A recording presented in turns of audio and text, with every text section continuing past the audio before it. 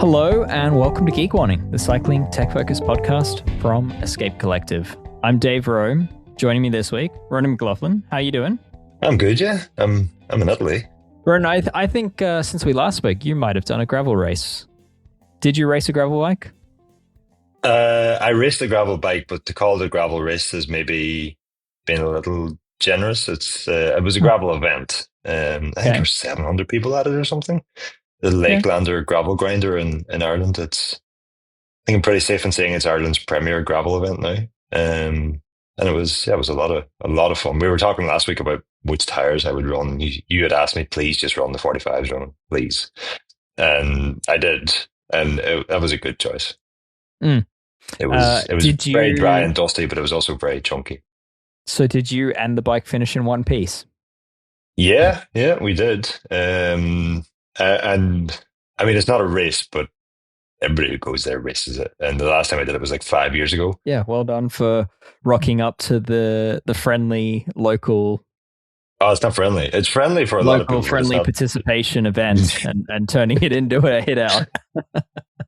But I wanted to bring it up just because so I've been talking recently about, we talked about the tire choice, and then we were talking before that about the bars that I changed on that Colnago G4X. And yeah, like this is the first time I really rode the bike in anger, so to speak. And it was pretty sweet. I think I'm actually going to do a video on that, just like a bike check. I don't think it deserves a dedicated article, but a quick bike check video might be interesting. And sort of, I was nervous about it because it's so much longer. It's much more like a road position, and the bars are so much narrower than you typically would have see a stock on a gravel setup. But it was just, really, really enjoyed that element of Saturday's ride. Just the bike was pretty. It felt like, I've always said that G4X is a roadies gravel bike. If that makes sense, like it's very stiff. And actually, I just really enjoyed that on Saturday. Nice.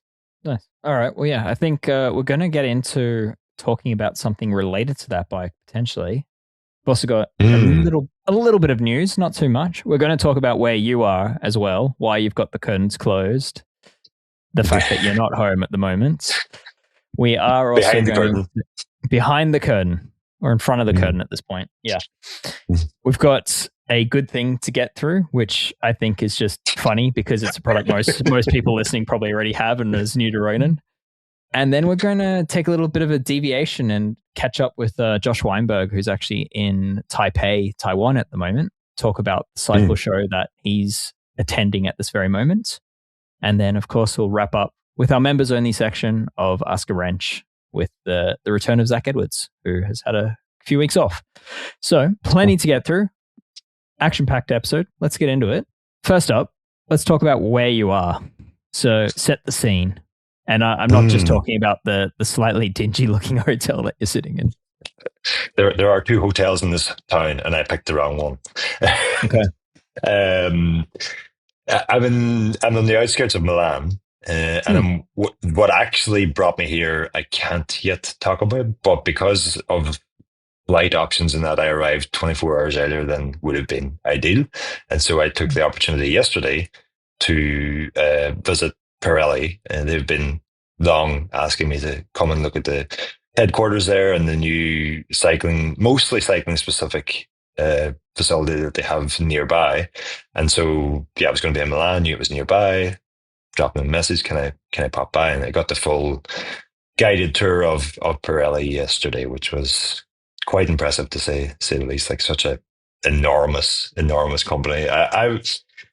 I've sort of always looked at Pirelli and thought, such a massive company. I think it's like 6 billion turnover or something that company has per year. Obviously massive in automotive, and on the one hand you're looking at it going, why do they dabble in the cycling market? It's so tiny, it makes no sense. But then on the other hand, you're like, well, it's Pirelli, they make tires, it makes perfect sense. And so that was kind of what I went into yesterday, the kind of mindset or thinking I had. But having had the tour and seen how cycling actually integrates into everything else that they do, left quite impressed with the setup they have there. Yeah, you're telling me that they have like a dedicated cycling facility now that sort of within the Pirelli township. I don't know if you didn't use that word, but that's how Yeah. I'm imagining it. So they have a huge headquarters in Milan. I think Yeah. there's 1,300 staff in that sort of complex of buildings. And within that, they do all their R&D and that. And the way it kind of works is they have a cycling division on one of the floors. I think there's 10 floors within the main block, and one of the floors has a cycling division. But then the actual like R&D teams and the chemical teams and the all the scientists, so to speak, they work across all the divisions. So the researcher who could be working on literally a Formula One tire one day is working on a P0 cycling tire the next day. And I was kind of like, wait a minute, is that a good thing or a bad thing? Is it like, do you not want that the people working on cycling are, dedicated cyclists and, in touch with that discipline and understand the demands of it? And actually the way it works is like I don't know if it's like a hub and spoke thing or what, but it's kind of the cycling team will have their R&D team within that, but then they have access to the researchers that Pirelli have company wide, and so the cycling department will set targets and KPIs or development targets, that they're looking for in a new tire, and then they can go to that wider team to try and figure out how best to develop that. So it was kind of. Like, as I got, unfortunately, there were no camera signs everywhere I went, but a lot of the testing and testing machines and that I got to look around yesterday, the same. Basically, you would see like a line of things that are set up for testing, or a line of tools that maybe go on to the jig depending on what they're testing, and right next to Ferrari specific test benches, they have the cycling specific tools to go on there so it's all entirely shared. And some of the it's difficult to go into right now because I haven't sat down and looked through all my notes and all that, but what did impress me was just the fact that you could literally be taking a Formula One tire off a test jig, and the next thing going on there is a cycling tire. And again, I was kind of like, wait a minute, what is actually transferable between the technology that you develop for Formula One into cycling use? And apparently quite a bit. Obviously, the forces in that are very, very different. But what I was surprised to hear was actually it's not even trickle down. It's in some ways it's trickle up, because the lightest product that Pirelli made before they got back into cycling in 2017 was a 7 kilogram motorbike tire. Right. And then all of a sudden they were being asked to make 300-gram bicycle tires. And at least the way they explained it to me was actually, now that we have this new constraint and this new demand to meet, we're actually learning new things that we can then apply back into automotive tires, and where there's it makes sense that it's like a cyclical design in that regard. I would think that there are elements that they'd learn from the cycling industry that they might otherwise be blind to. So it's quite interesting. Yeah, right. But the you said the cycling facility is on. It's about 20 minutes across town, but it's one of Pirelli's original factories, and it was until I think 2020. It was producing automotive tires. And then they sort of took it offline for 6 months, completely gutted it and refitted it for making bicycle tires. During that time, all the staff were retrained. So they had 6 months they're basically off work, but 6 months of training to get up to speed on how to make bicycle tires. And that facility now, while they do run their on-road car testing from there, so cars are coming there to get tires onto them and stuff. And they do something around, they have a new noise reducing technology. They put foam inside car tires. They do that there as well. The bulk of that facility is now where they produce all the premium level Pirelli road bike tires and mountain bike and gravel, basically all the premium bike tires. Some of the cheaper ones are made abroad, but they were telling me yesterday that facility at the moment is producing like 900,000 tires per year, and they plan to ramp that up to 1.5 million. Again, that's the premium tires, which I don't have a number to compare that to, but it's a higher number than I was expecting in terms of the high end road bike tire or high end bicycle Yeah. tires. Yeah. And then just seeing how those tires are made from from the raw materials into a tire was quite interesting as well. Unfortunately, again, I wasn't allowed to take any pictures. They have promised me that they do have a media pack that they can provide pictures, but again, it That's a actually shame. lined up quite well because as we're recording this today, Pirelli are announcing their new P0 Race TLR SLR Yeah. higher. They do need to do some work on the naming. I think it's all Yeah. very very Yeah. confusing. It's Um, basically, I mean, we don't need to get into the details of that tire, but it's basically their new top tier race tire with some aero design. Is that kind of it in a yeah, nutshell? Yeah. it's a new top tier race tire for the road, and they have what they call PASS. I can't remember what that acronym stands for, but it's their new aerodynamic technology patent that they're applying to this tire.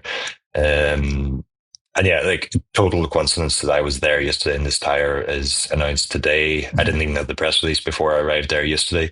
But I do now have one of those tires in hand that will be going straight home, and weather is improving now. So we'll be going straight into the tire testing batch and the Nice. round of tire testing I'm planning soon.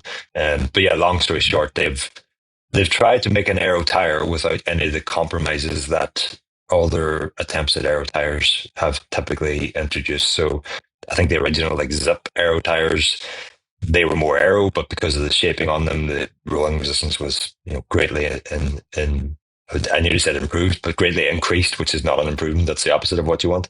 And the cornering Um, characteristics are a little weird. yeah, and then you've got the Conti 111, which doesn't roll as fast as say a TT or Yeah. STR, according to Conti's own data.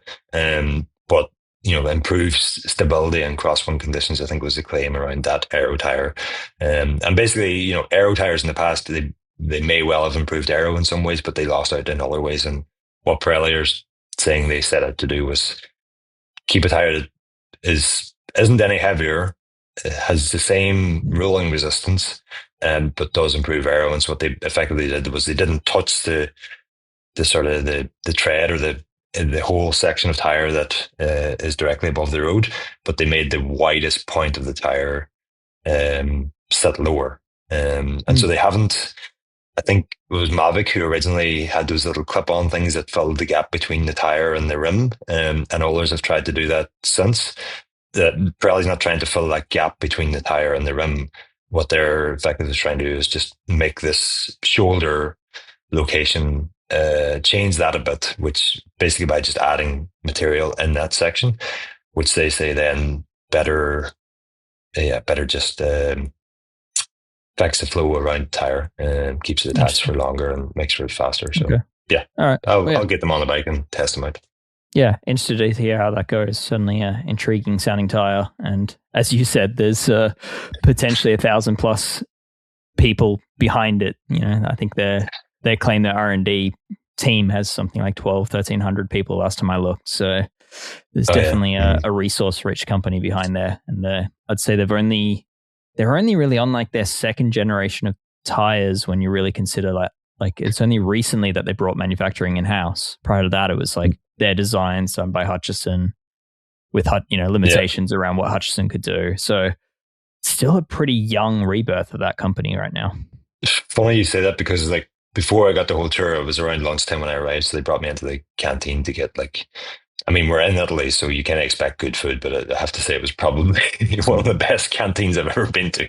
It was very, very good lunch. But I had sort of said to them like, I mean, you're back in cycling for almost 10 years, Mm, but it kind of feels like you're the products that are coming around now are maybe the first real attempts at improving the cycling offering rather than just having a yeah, cycling offering. yeah, And what the Pirelli representative said to me was, "Oh, we feel like we're just getting started." And I was like, "Oh yeah, that sounds like a marketing line." But then actually, when I went and seen the tour, I was like, there's there's so much potential, I think, in that company to do stuff with road bike tires. I keep saying road bike tires. I mean bicycle tires. There's so much potential in that company to do things with bicycle tires that genuinely improve performance. That when you consider some of the testing and machinery and stuff that they have in that building that I toured yesterday, some of those pieces of equipment are costing millions. It's just not an option for a cycling specific manufacturer to invest in testing like that. And having it is one thing, doing something with it is another. But you kind of get the impression that there actually is a motivation there and a determination to do something with it in the cycling space. Cool. Yeah. Well, dare I say, I don't think we've that's quite been realized yet, the full potential. But maybe this new generation will start to tease it. So, all right, I'm gonna move us on. It's fascinating. Hopefully, we get a factory tour out of that, Dave, even though no photos are allowed. Can we not talk tires for the rest of the show? We can. We can just but we're not going to a thread out of it. But all right. Just one last thing. It would be interesting to hear from the audience just what they would like to see from that, because it was a last minute decision to go there just because the timing permitted it, and I don't have photos that that I would have taken that. Like I would have seen, there's something I want to talk about, I'll take that photo. So potentially limited in what I can, the story that I can bring to the audience. But yeah, is that something our listeners want to see? Yeah, sure it is. All right, we'll hit up Ronan with some answers on that one.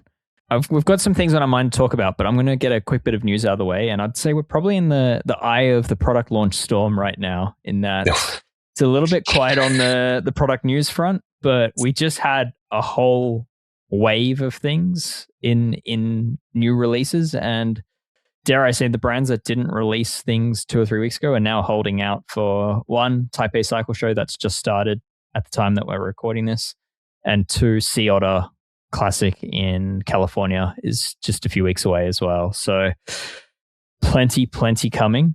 But there is one interesting new product that's landed this week, and that is Wolftooth. It feels like Wolftooth release a product every single week. So kudos to them for keeping up that rhythm.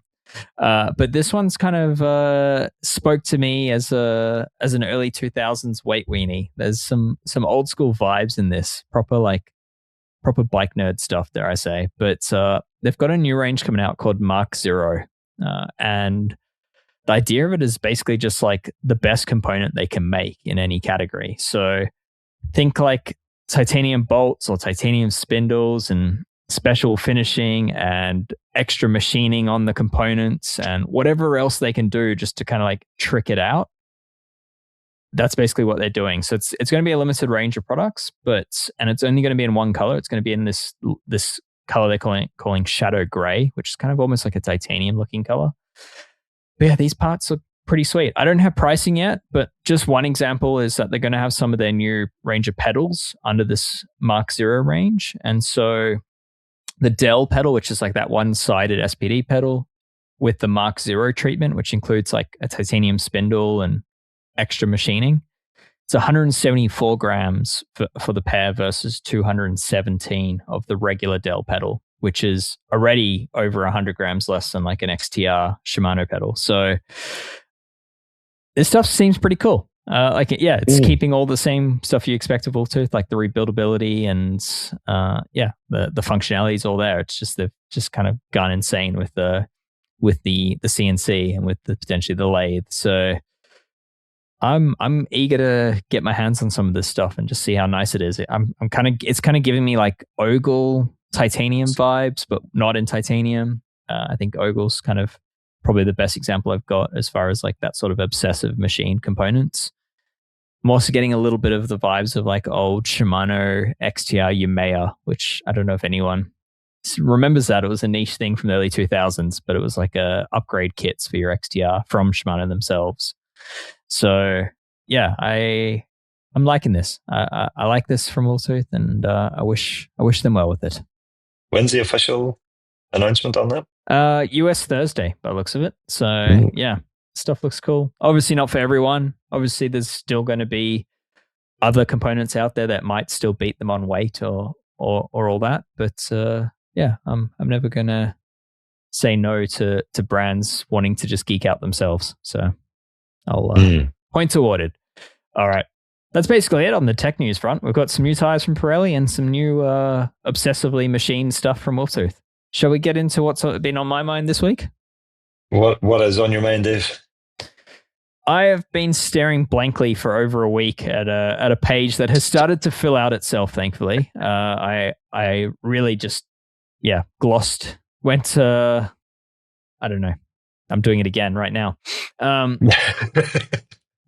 I really went blank trying to write this piece, but I've spent the last week trying to write SRAM Force Explore versus GRX Di2 One By as a review.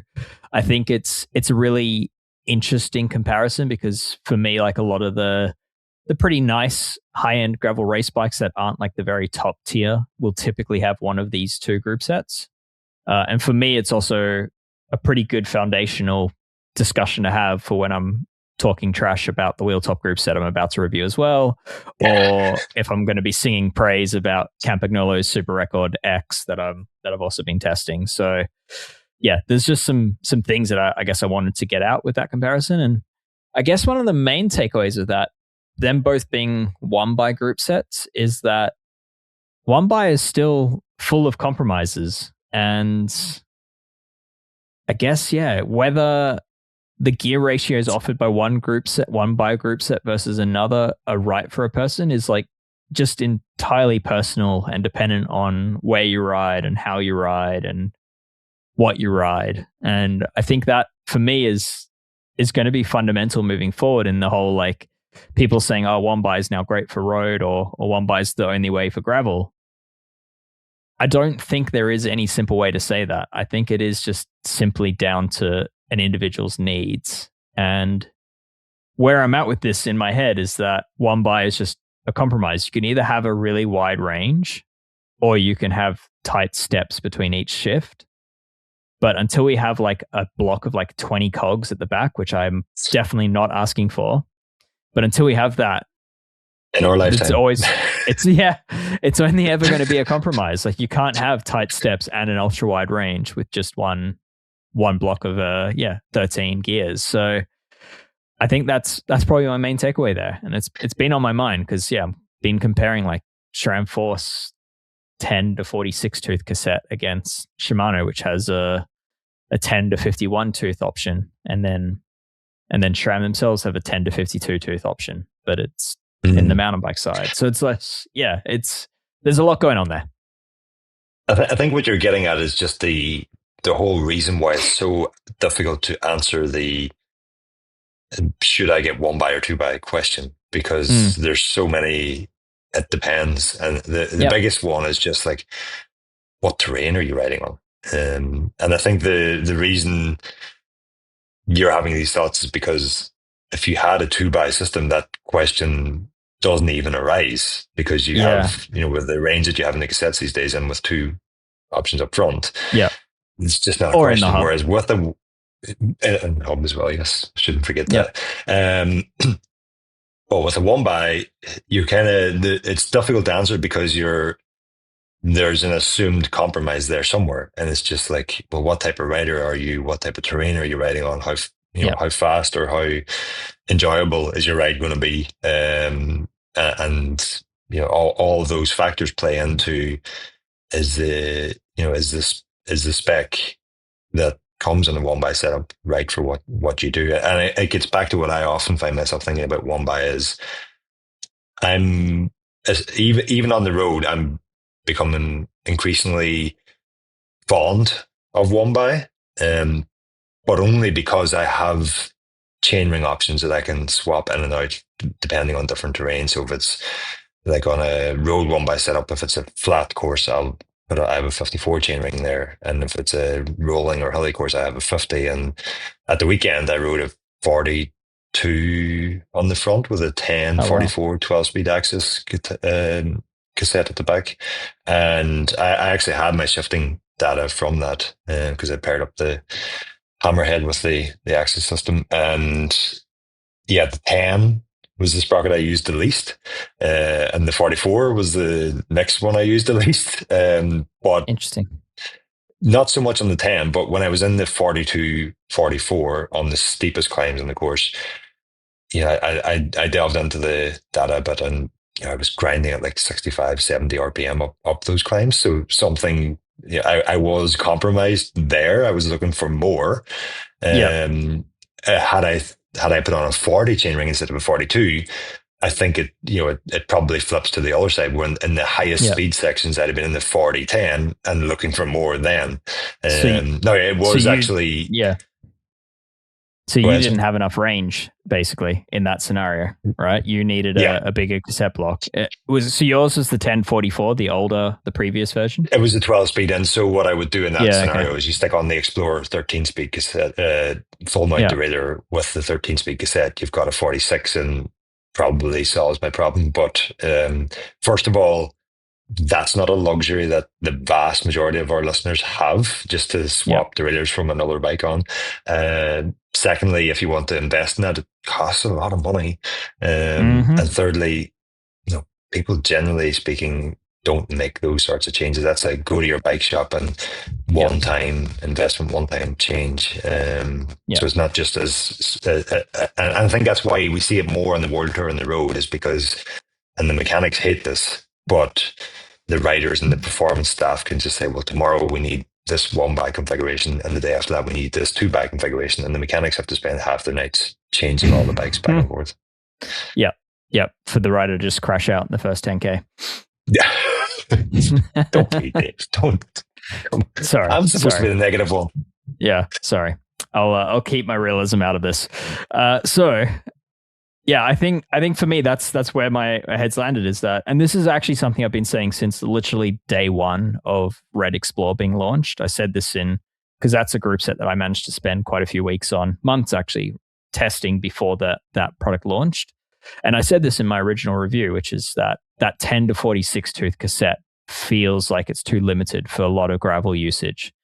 And I think what we've seen in the 2 years since I wrote that review is that problem has only become more clear, in that tires on gravel bikes have gotten bigger. And the result of that is that people are going faster, and people are also taking their gravel bikes into more challenging terrain. So you're basically, the demands of needing a wider range cassette is only clearer to me now than it was 2 years ago. And 2 years ago, it was pretty clear to me. And so, yeah, I'm in the mind frame of view where with SRAM Explore, that 1046 tooth cassette, some of the 20+% gradient off-road loose climbs that I tackle around here, I need probably a 42 tooth chainring. But then on the road, I want something bigger. And so the way I handle that, and the way a lot of SRAM-sponsored pros are increasingly going, is to run the mullet setup, basically. So they can run a 46, 48 tooth chainring and match it to a 10 to 52 tooth cassette at the back. And at that point, they are compromising. They're losing those small gaps between each gear, but they're gaining the required range. But as you say, not a cheap thing to do. And it's assuming that that person has access to a whole derailleur, cassette, new chain. So it's really not the sort of change that you expect a consumer just to be able to make, for their Sunday ride. It is for most people going to be a set and forget choice. And yeah, I guess that's the thing, is with One Buy, you've got to figure out where you're willing to take those compromises, and those compromises are still present. And I think if you're in the mindset that you want a gravel bike to be your road bike and to do everything through to mountain bike terrain, then maybe the answer is still a front derailleur or like a classified hub. Devil's advocate here for a second, Dave. Like, maybe the answer is just not to want to do that. Yeah. Is it realistic to expect one bike to do it all? I don't mean to go into that rabbit hole, but I think it's something that will be forced on a lot of riders because of they are sensible in how they spend their money, and they don't want to be buying 4 different bikes for 4 different disciplines. And one bike can be fairly good on them all these days. Discipline.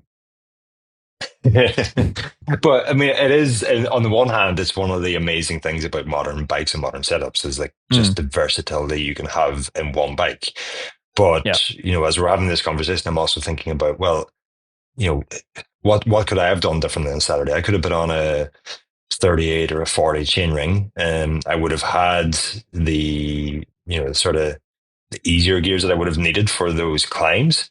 And where would that have cost me? It would have cost me in the highest speed sections where arguably I could have just let off the pedals, enjoyed the ride a little bit more, saved a bit more energy. Maybe did I need to be on the pedals at those times? The just the sheer amount of time that I spent in the 4210 suggests that it wasn't all that needed. But when you look at the rest of my data, like it's the middle of the block where I spent the vast, vast, vast majority of time. And so, if I give up on the idea that G4X should be the one bike for all terrain, road or gravel, and just have it as a gravel bike, Yeah. um, and not get sucked into the sort of mullet setup where I will be losing something in the middle of the block there. I don't know the sprocket range off the top of my head, but I'm presuming you're going to have a bigger jump somewhere in the middle of that block that would, I'm still going to be compromising the road. I'm adding a new compromise into my gravel.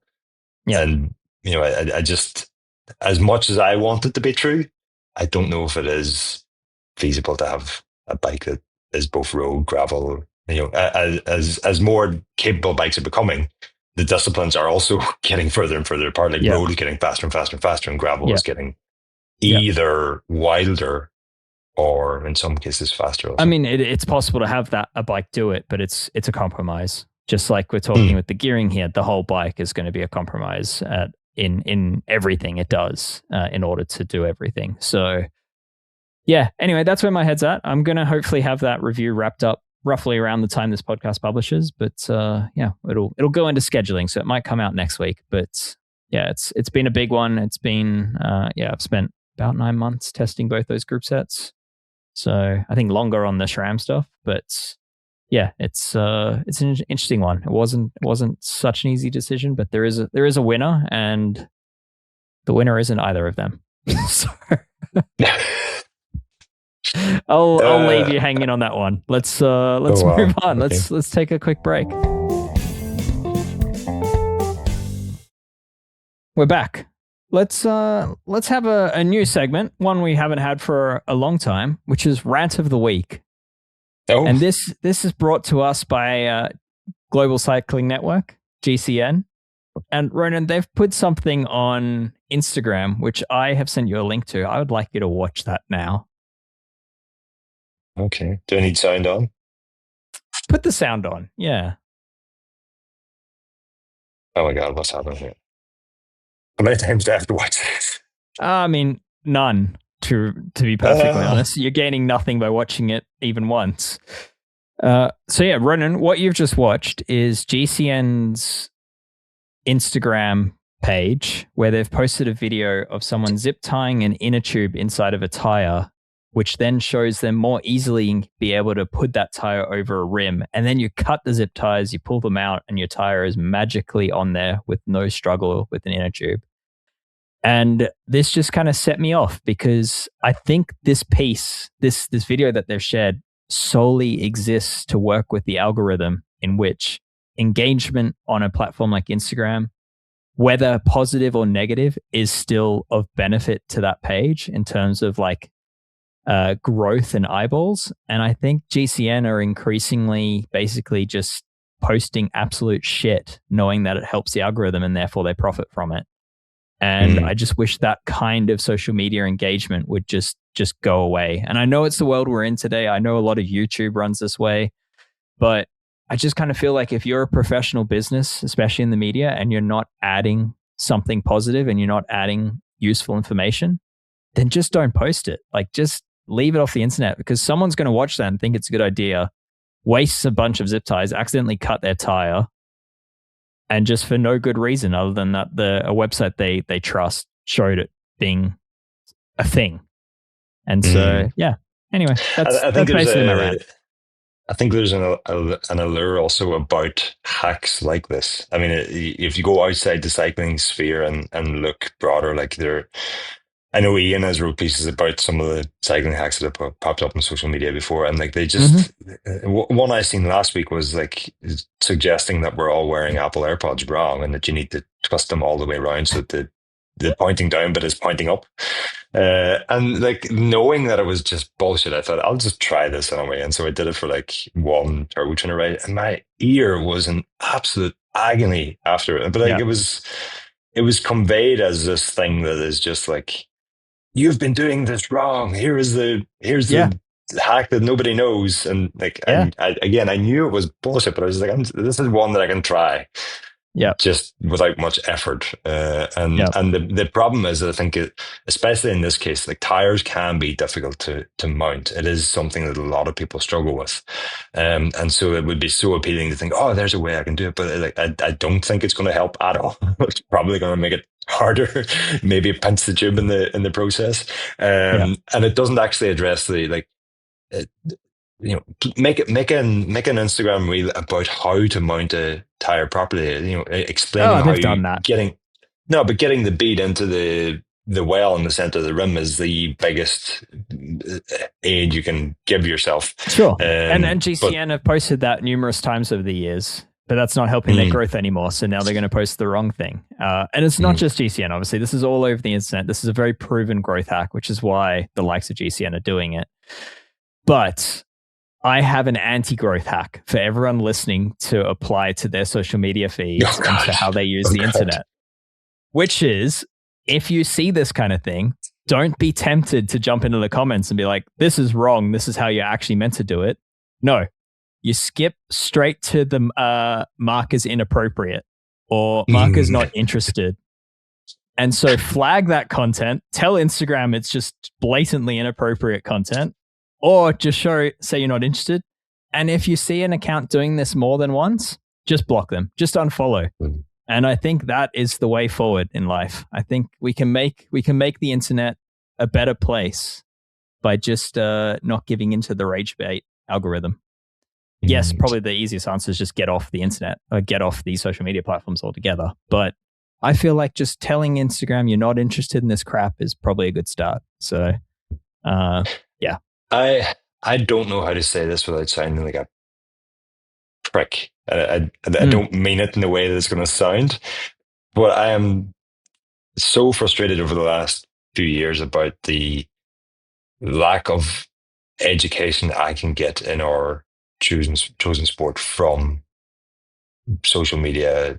You know, there is like there's very little that I can read or consume that I feel that actually from the cycling sphere that I feel like increases my knowledge. I'm not saying that I yeah. am wise in all things. By no means. There is so much that I want to understand better, but I don't feel that's an option. And so I find myself like the stuff that I watch on YouTube or on social media has nothing to do with cycling, but then Mm, I can find ways to apply that back to cycling and to performance. And that is where I find value in these things now. But unfortunately, the cycling space, and you know, perhaps a lot of people will say the exact same thing about my content. I don't know, but like I just find myself longing for something that I can consume and come away from going, God, I now understand something that I didn't understand before. yeah. Well, Which, Ronan, you've just led me straight into a hilarious segue, which is oh, onto our good thing oh, where you clearly need to read Threaded.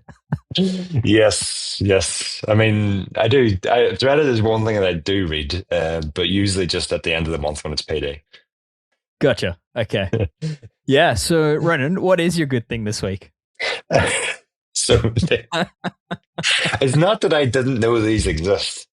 I just, until now, I've always, for removing valve cores from tubeless valves, I've always just used the crappy little plastic things that come with most wheel sets. The little, it's almost like a horseshoe thing, but you can use the open end of it to actually unwind the valve itself, or you can use the little closed end of it to unwind, loosen the valve core or tighten the valve core. And those are crap. There's no two ways about it. They're just crap. And so I just I don't know how it even came about, but I bought myself a Park Tool VC1 valve core removal tool last week and used it for the first time. And I was like, oh my gosh, this is so much better. This is such a good thing. Yeah. I was saying to you before we had recorded here, like, I don't know if there are better options than the Park Tool VC1, but from where I've come from to where I am now, that is.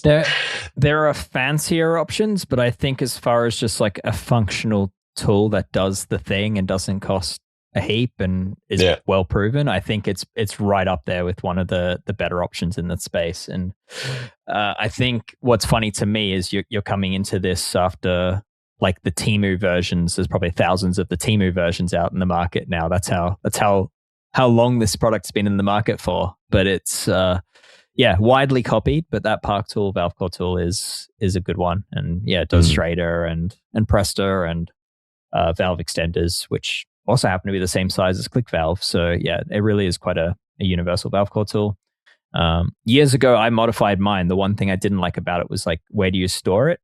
And so years ago, I came up with the modification where you carefully drill into it and you can epoxy some tiny little magnets into it. And so therefore it actually can be placed onto a magnetic surface. And that's a little hack that I still quite proud of. It's It's funny you should say how do you store it, because I immediately bought a second one after this good experience. Making up for lost time there. One will live in the toolbox that I take to events and stuff or out testing or whatever. And the other one is going to live in my valve core removal tool drawer full of crappy options. And this one good option that will now take all the. I don't know.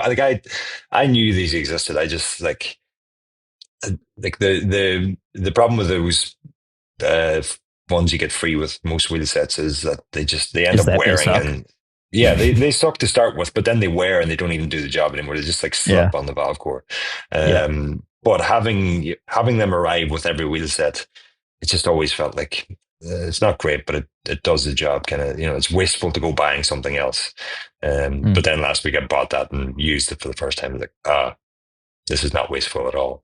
Well, given the timeline you're at, I'm going to say a decade from now, you'll come to like click valve. Oh yeah, I mean, probably. Yeah, I haven't even considered getting any click valves yet.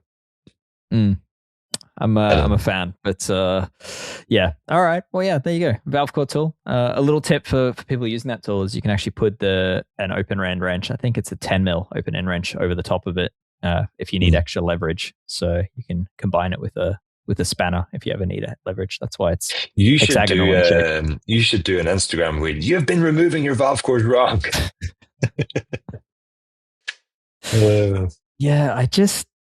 The sad thing is I know exactly how the algorithm works and how I could gain from it, and I just can't be asked. It wouldn't, no interest.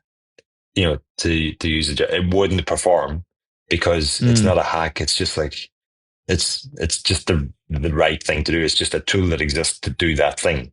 It's not like, when it's a full moon and there's a wind from the east and the grass is at such and such a length, then you can use cable ties to cut your toenails. Like, it's not that sort of hack, so it wouldn't get engagement. You wouldn't get the rage baiting. People would just watch and go, okay, and move on. Yeah, it's the rage baiting that makes the world go round. Yeah. Well, I'm not into it. It's not my style, and I wish it would be done less. But hey, I'll just stick to my little bubble and continue on in life, just looking for positive content. So useful content. Well, Dave, I think that's a good place to wrap it up because I have to go do the thing that I can't talk about. Okay, well, you enjoy that. I am actually going to, with the power of editing, I'm going to go over and chat with Josh Weinberg on the other side of the world in Taipei, Taiwan, about a bike show he's at. So, Ronan, good to see you. Other side of the world for me, but is that the other side of the world from you? It's not the other side of the world for me. I was very much meaning for you, but yeah. He's on your side of the world for once. He is. I can just look up and see him. So it's, Thank you. I know that's not how it works, but anyway. All right, Ron. Good to see you. We'll see you soon. Good to see you. There you go. The power of editing. Now we're in Taipei, Taiwan, with Josh Weinberg. Josh, how you doing? Hey, Dave. Good. I'm well and good to be here. Yeah. So set the scene. What took you to? Is it across the world for you? It's not quite across the world, but a long plane trip for you. What took you to Taiwan? It was a long plane trip. Yeah. I think it was like 15 hours on the way here. We have a direct flight from Phoenix, where I live, to Taipei. Oh, that's convenient. Oh well. Yeah, there's a lot of microchips being built in the Phoenix area right now, and so there's a lot of back and forth between the manufacturers here in Taiwan and Arizona. But yeah, so convenient for those of us who want to travel over here for other reasons. But this has been a show. The Taipei Cycle Show has been one that's been on my radar for a long time, and I've kind of wanted to come over here and check it out for at least the past few years. I've had some friends that and some colleagues that have attended in the past, and they always come away with some interesting like insights that you can't really get going to other trade shows like Eurobike or Sea Otter, or those that like I'm more familiar with. And I think a big part of the reason is that because we are where so much of the manufacturing of the bicycle industry happens. So it's just interesting to be right at the source of all of that, and to even like get a glimpse of how all of that works. Yeah, so the Taipei Cycle Show, I mean, it is a trade show. There are certainly, they expect media to be there. They actually fly in quite a lot of media, like the local industry authority, I guess, behind that. But yeah, the show as well does cater to a lot of like OE and brand level discussions where it's manufacturers showing off their capabilities to would-be buyers to put their brand names onto those products or to have something manufactured by. So I'd say it's a show full of interesting products, but a lot of it is actually behind closed doors. And so for the media, we sort of, people wave at you, but they don't necessarily have anything to show you. So yeah, it's a very opposite vibe in that way from the other shows that I mentioned, especially reference Sea Otter again. That one's coming up for us in a couple of weeks. And, that is very much like media focused, and brands really, they spend a lot of time preparing for the different ways that they're going to try to engage the media and display their new products and activities and things like that. So that is definitely not really what I'm seeing going on here. There are kind of some fun like activations, if you will, going on. There are a few kind of product drops that I've seen, but certainly not at all like what I think we'll see at Sea Otter. And in fact, many brands have mentioned that to me directly. Like they've got some stuff coming, but they don't have it here. But if we'll be at Sea Otter, we'll see it there, kind of thing. Yeah.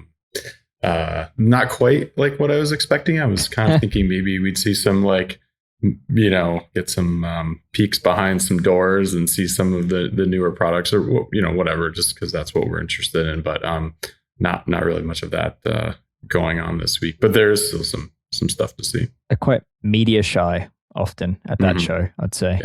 Yeah. Unless they're ready for the product to be seen, they really don't want to even have the conversation. So yeah, I think probably the best way to sum it up is like their shows at different ends of the product cycle spectrum in a way. Like Sea Otter is like finished product, ready to consumer, it's potentially in stock, they're wanting to sell the thing. Whereas Taipei Cycle Show, I'd say, is rather well catered around the pre-development, sort of initial figuring out the design and figuring out the manufacturer to make it and going from there. So I think very different timelines in a sense. Like the conversations happening at the Taipei Cycle Show will probably lead to new products 1 to 2 years from now, whereas the conversations happening at Sea Otter are like, can you please buy the thing so we can afford to drive home?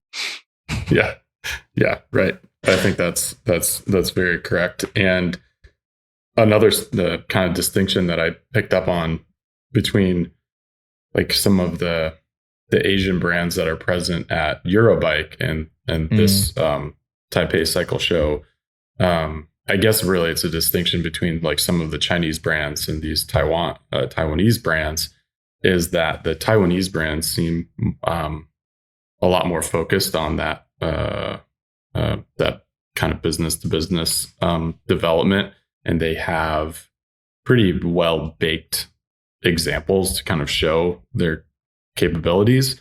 Whereas like there's a whole haul at Eurobike usually of just sort of like little bits and pieces that you know, like to someone like me who's just sort of like walking the aisles, like it's hard to know if those you know, are just kind of like interesting prototypes and will they ever come to fruition. They seem like, I guess, just a little bit more experimental than what I'm seeing here in Taiwan. Yeah. So I mean, there's the conversations of like the OE, you know, we can make your thing for you. There's also the whole side of it where it's like, we've made the thing for you. Now this is how many you have to buy to put your brand on it. And I'm sure, I'm sure you've probably seen a lot of that. But there's like the Taiwan bicycle industry used to have, I think they still do. You can get like a literal print catalog of just what I would define as like generic bicycle products, but you could just flick through it and go like, okay, saddles, and you'd open it up and there'd be like Velo's range and a few other brands, and you could sort of pick the saddle that you like the look of, and you could have your brand put onto it, and therefore, you know, off you go. So yeah, it's kind of, for me, I think that's what I enjoyed most about that show, is seeing those products firsthand and sort of seeing how that side of the business works. You know, I'd experienced it earlier in my working career in wholesale, but to actually go hands on and have those conversations with people about, you know, sometimes they don't realize you're media, and you can start having the conversations about minimum order quantities and pricing and all that. And it's quite enlightening. So yeah, I wish I had some of that in my back pocket, but no. So tell me, what are some of the products that you've seen and sort of been impressed by or interested by? Yeah, I think like the biggest thing that I've been looking for is anything around the new 32-inch wheel and tire size. It was at this show last year where I've written about this a few times, where Maxxis kind of premiered their 32-inch Aspen cross-country tire. We did a series of articles kind of after that, and so, you know, a year later, I was curious what you know, how all of that hype has turned into and potential demand has turned into actual products. That's one area where there's definitely some things here, but not quite as much as I was thinking there would be. So have an article up on Escape Collective already with the different bikes and components that I found around that. And that's one of the areas where, you know, I think just frankly say that brands have stated we'll see a lot more at Sea Otter. So a lot more is coming soon. But there are some interesting things, mainly in kind of the wheel and fork space. There are a couple of Taiwanese bike manufacturers as well that have what seem like kind of prototypes displayed on the floor in their booths to kind of show that they can build a bike that looks pretty good around that wheel standard. So a few things there, and a new tire from Kenda that looks pretty good. Looks kind of like I think we were comparing it to a Maxxis Recon Race versus like the faster rolling Aspen that they've currently got available. A bit more knob to it. Yeah, a bit more knob to it. There is a David from Dirty Sixer is here with one of his bikes, and he actually has a Maxxis Dissector in a 32-inch. It looks like, I guess, a prototype tire. He wasn't really saying much about that, but that one is maybe coming soon at Sea Otter, but kind of an interesting choice there for like a 32 by 2.4 inch tire to go with something that aggressive. So definitely piqued my interest. Yeah, I've been hearing rumors of that. People in like the downhill race scene have been starting to experiment with like 32-inch front wheel. So in order for them to do that, they absolutely need a tire that has more casing protection and more knob than a Maxxis Aspen. So it makes sense that the likes of Maxxis have knobbier, more aggressive, heavier tires in that space coming out. But okay. I think from your article that's live on this, one of the main takeaways I took was that it seems like there's quite a lot of manufacturing supply or offering of like lower cost product as well. Like some of these, like I think one of them was like a suspension brand that wasn't high end. The particular fork in the article is from EXA, and they're kind of the more budget oriented sibling brand of KS that also makes suspension products and droppers and things like that.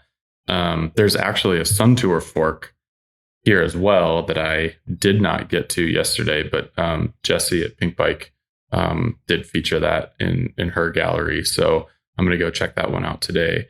But yeah, so two budget, lower cost, I guess, brands arriving before the big ones like RockShox and Fox, Manitou with their versions of 32-inch forks. So that is quite interesting. And then some of the wheels going around right now are from similar type of brands. But then there was the Bird wheel that what's an American manufacturer doing here? Yeah, well, I think that rim is not made by We Are One in Canada, which some of their the Bird branded rims are. I think that one, I know it is made in Asia, and they don't disclose who is making that wheel. However, it is the super lightweight model. Like it's comparable, or I think it is essentially the same thing as their Hawk 30 Gold, but just a 32-inch version. And it's using a new hub. Please tell me they called it the Hawk 32er.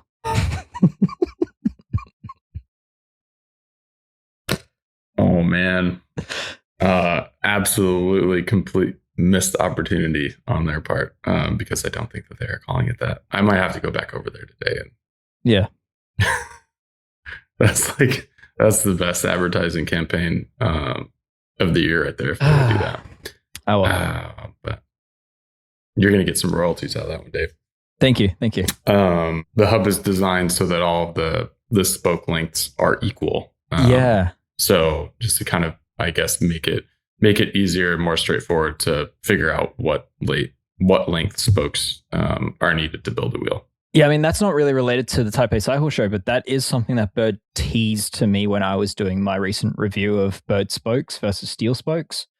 And they said, we're working on this thing that's pretty clever, where it's their hook flange hubs, and I think they call it ESL equals spoke length. And the idea is that if a hub is ESL, that my understanding of it was that every hub that is ESL is basically like the same spoke length. And so the only variation in picking spoke lengths is the rim ERD. Which would change the spoke length. But otherwise, like axle standard, axle width, whether it's Super Boost or Road, the spoke lengths are all the same front to rear, left to right. The only difference is the rim dimension. And so it just greatly simplifies spoke calculations with those hubs, where it's just like there is only one variable at that point. Pretty damn clever, and kind of ruins my mind trying to think of the math that went into that. But very impressive.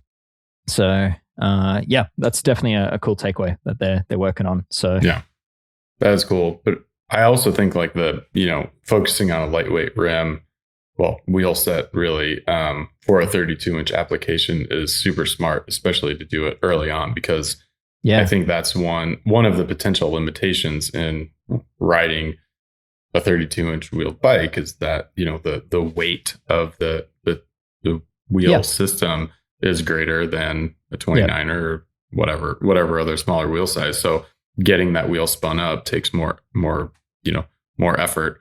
Once it gets going, you're fine, but like to to initially pedal that bike, especially if it's in like more technical terrain, it just requires more effort. So I think like reducing that is super smart and reduces some of that barrier. And what's bonkers is I think they're claiming like around 1,200 grams for that wheel set. So it's already lighter than most 29er wheels that most people are racing on. So yeah, it's crazy light. It will be interesting to see how the stiffness is on that thing. So away from 32-inch wheels, what else did you see? I've seen a few other things just kind of out of the corner of my eye, but not a ton. Just to, I guess, pull back a little bit, there is kind of like is a focus of Eurobike too. Like there's this big focus here around just like general mobility and getting people on bikes and making cycling part of a lifestyle.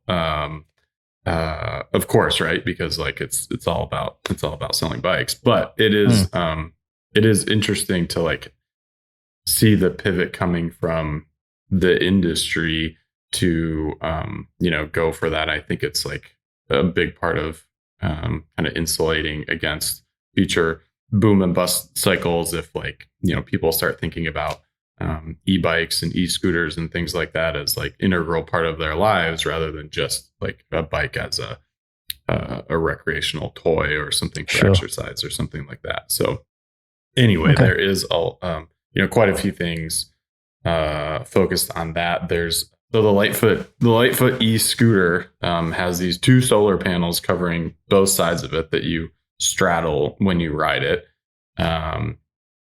Panels are 120 watts each, and they add around 3 miles of range for every hour of sunlight that they're exposed to.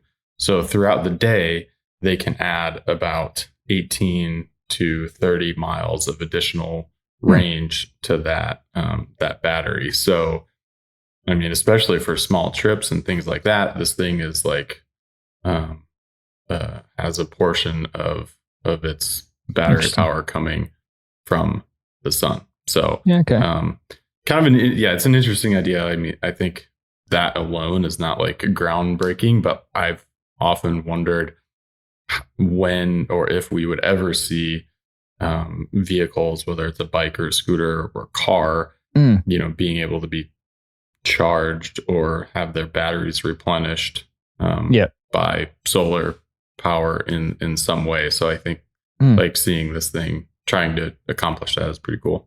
Yeah, I mean, cars kind of do similar with like regenerative braking, right? Like some of the EVs nowadays, like, they have the mass behind them in order to do that. Whereas like, that's not really a thing with a bicycle. You can't do that with or pedaling. A I don't think it's quite enough, not generating enough watts for that. At least not yet. I think just like back to a general observation, there's a lot going on in the 3D printing space. There's quite a few manufacturers here showing what those capabilities are, especially in like titanium, just really getting their components, frame components, or there's even a company here that has managed to make an entire aero titanium bicycle, like a one-piece 3D printed titanium bicycle.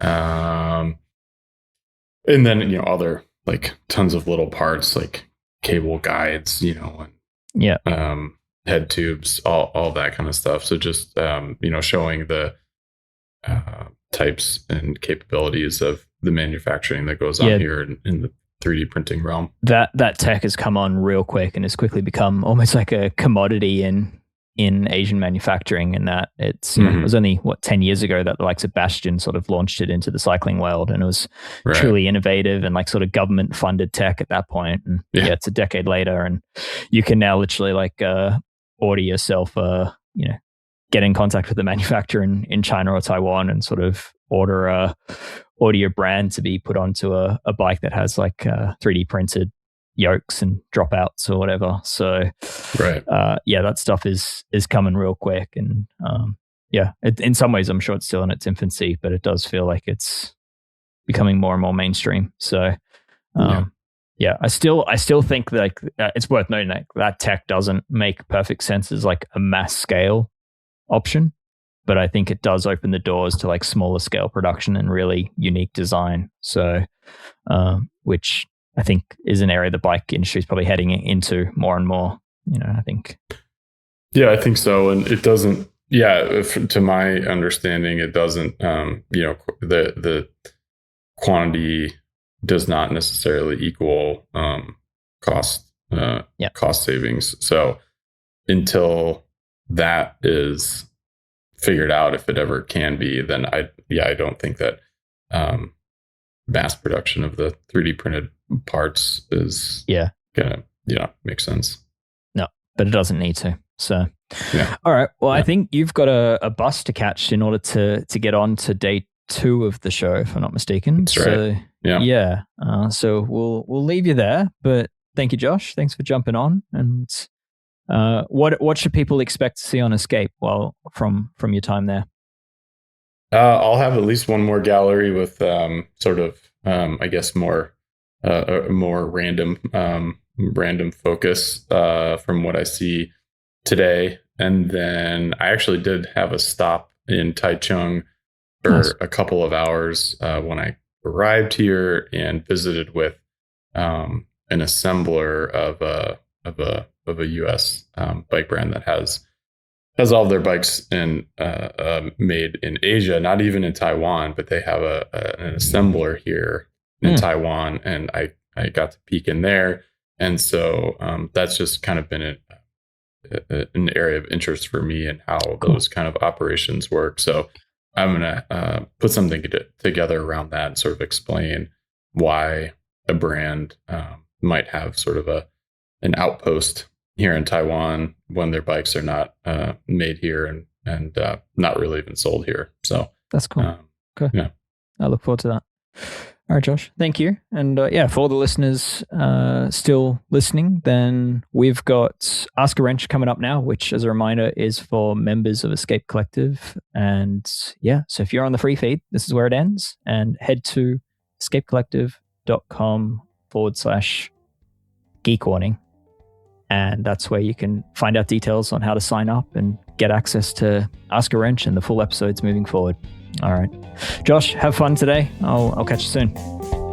Thanks, Dave. Cheers.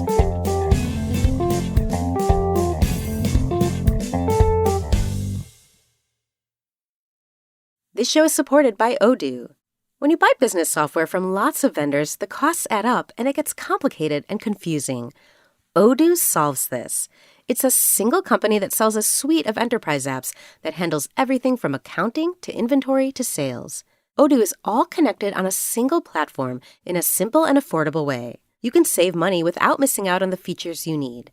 Check out Odoo at odoo.com. That's odoo.com.